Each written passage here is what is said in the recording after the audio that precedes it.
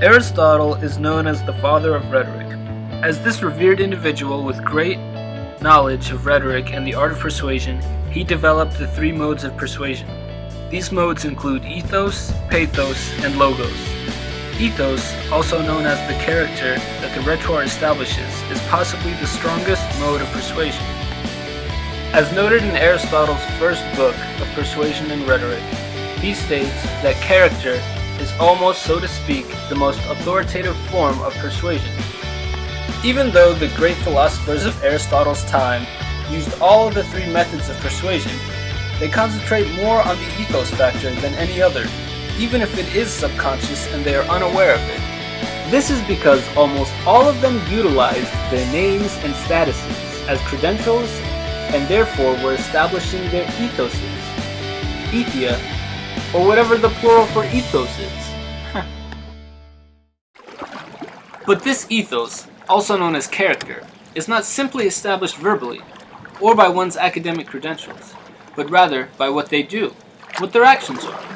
Religious leaders are among those who are closely observed in order to decide if they practice what they preach. One particular religious leader is the Islamic prophet Muhammad, peace and blessings be upon him, who was and is viewed as a role model because of his exceptional displays of character. He is seen as a role model inside and outside of the Islamic religion, and is even honored with a statue in the United States Library of Congress.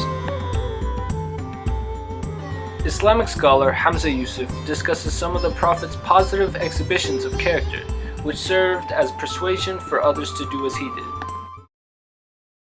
The Prophet ﷺ, people were rude to him. The desert Arabs were rude to him. And he never returned their rudeness with rudeness. He smiled in their faces.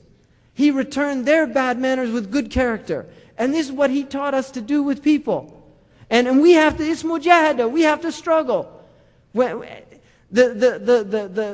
sabr is in sadmatul ula. Patience, when the woman who was in the graveyard, and she was mourning over, and the Messenger of Allah passed by her, and he said that this is a musibah and you should be patient. And she said, you didn't have the tribulation that I had. That's how she answered him. And he just left her. Now look at the character there. He didn't say, don't you know who I am? I'm the Messenger of Allah. You can't talk to me like that. He didn't say that. He saw she was musab. She was in tribulation. He left her to be in her tribulation. He gave her nasiha and she didn't accept it, but he recognized her psychological state.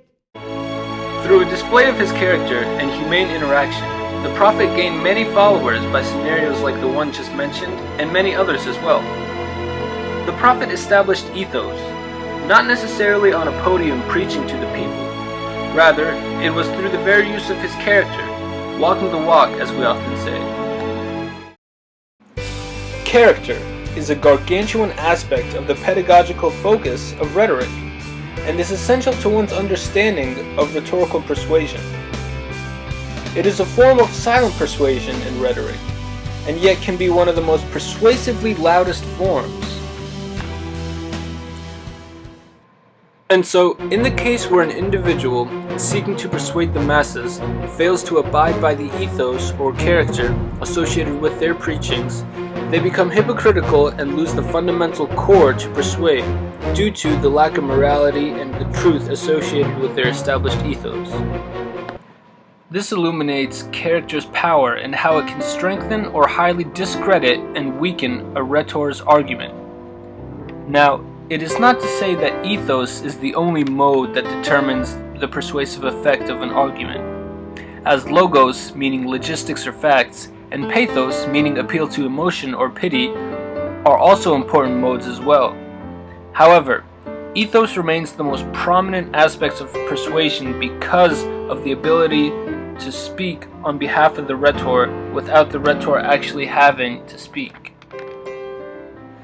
And so, in conclusion, I believe that Aristotle's claims of character being the most persuasive method of rhetoric, and the Islamic prophet Muhammad, peace and blessing be upon him's actions and establishments of ethos, are in a sort of unison and agree with one another. That indeed, ethos is the best tool to persuade the masses. Thank you.